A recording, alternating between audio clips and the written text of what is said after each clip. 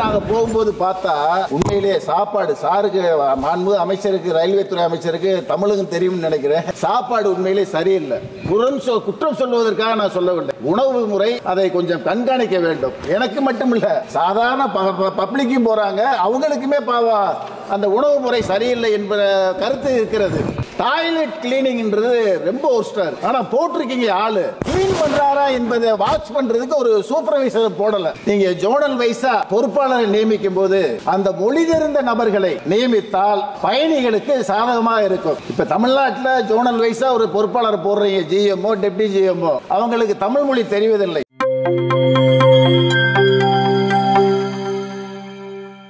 CD Tamil செல்வம்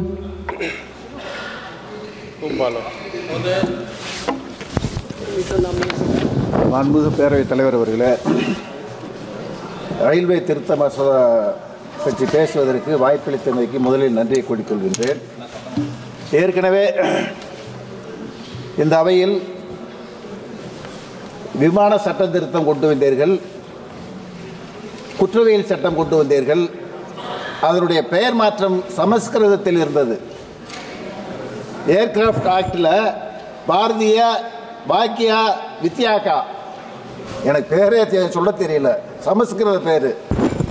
இதில் criminal ஆக்டில் பாரதிய நியாகா சந்திக்கிட்டா சமஸ்கிருத பேர் வச்சீங்க. ஆனால் ரயில்வே சமஸ்கிருதமாக மாற்றாம ரயில்வே திருத்த சட்டம் கொண்டு வந்ததுக்கு முதல் அமைச்சருக்கு நான் நன்றி சொல்லிக்கிறேன். இந்த திருத்த மசோதாவினுடைய நோக்கத்தை அமைச்சர் பேசும்போது அழகா சொன்னீங்க. பழைய சட்டங்களை வச்சுக்கிட்டு நாங்கள் நடைமுறைப்படுத்துவது சிக்கல். அந்த ரெண்டு சட்டத்தையும் மெர்ஜ் பண்ணா புதிய சட்டம் கொண்டு வந்தால் ரயில்வே துறையை நிர்வகிப்பது சிரமமான கொஞ்சம் நல்ல நிலையில் இருக்கின்ற செய்தியை மாண்புமிகு அமைச்சர் பேசும்போது சொன்னார். நீங்கள் ஜோனல் வைஸா பொறுப்பாளரை நியமிக்கும் போது அந்த மொழி தெரிந்த நபர்களை நியமித்தால் பயணிகளுக்கு சாதகமாக இருக்கும். இப்போ தமிழ்நாட்டில் ஜோனல் வைஸா ஒரு பொறுப்பாளர் போடுறீங்க, ஜிஎம்ஓ டெப்டி ஜிஎம்ஓ, அவங்களுக்கு தமிழ் மொழி தெரிவதில்லை. ஆனால் பயணிகள் போய் வாக்குறுதிகளோ பிரச்சனைகள் பேசும்போது அவர்கள் மொழி தெரியாததனால் மொழி தெரிந்த நபர்களை, அனுபவமுள்ள நபர்களை அங்கு நியமித்தால் அந்த பகுதிக்கு நலமாக இருக்கும் என்பது என்னுடைய தலைமையான வேண்டுகோள்.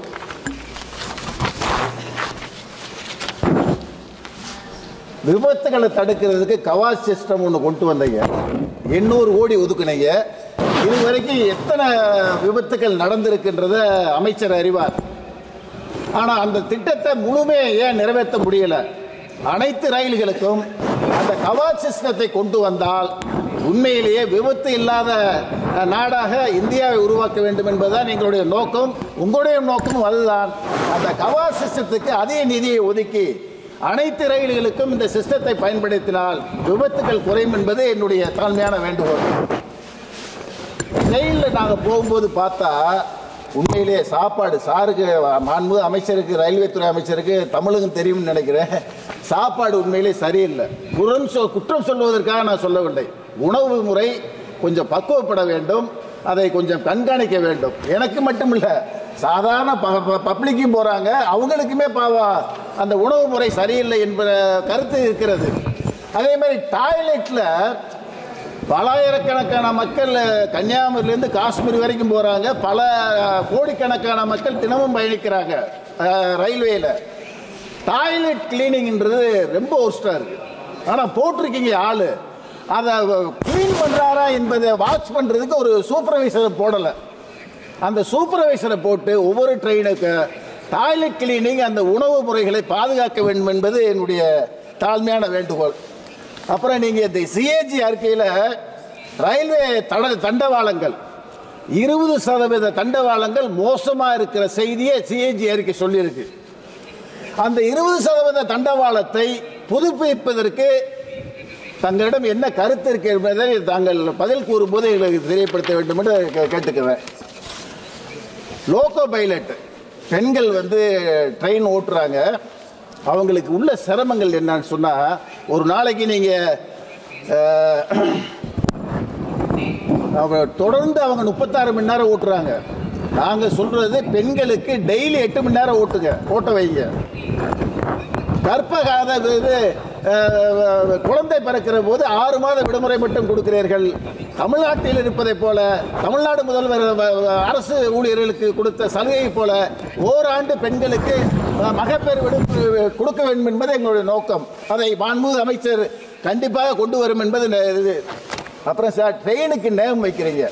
வந்தே பாரத் நல்ல ட்ரெயின் தான், நிறைய மக்கள் அதை பயன்படுத்துகிறாங்க, உண்மையிலேயே வரவேற்கக்கூடிய செய்தி. ஆனால் நீங்கள் வைக்கிற பேர் எப்படி இருக்குன்னு சொன்னால், வந்தே பாரத் தேஜஸ் நமோ பாரத்னு வைக்கிறீங்க. அப்போ நாங்கள் இப்போ முதல் ட்ரெயின் விட்டவங்க அந்த காலத்தில் எப்படி விட்டாங்கன்னு சொன்னால், எங்கள் தமிழ்நாட்டில் Pandian express, Cheran express, Cholan express, Vaigai express, அந்த மலைக்கோட்டை எக்ஸ்பிரஸ், பொதிகை எக்ஸ்பிரஸ், தமிழ் சார்ந்த மொழிகளை பயன்படுத்தும் போது மத்திய அரசுக்கும் அது நல்லது, மாநில அரசுக்கும் நல்லது, மக்கள் புரிந்து கொள்வது எளிது.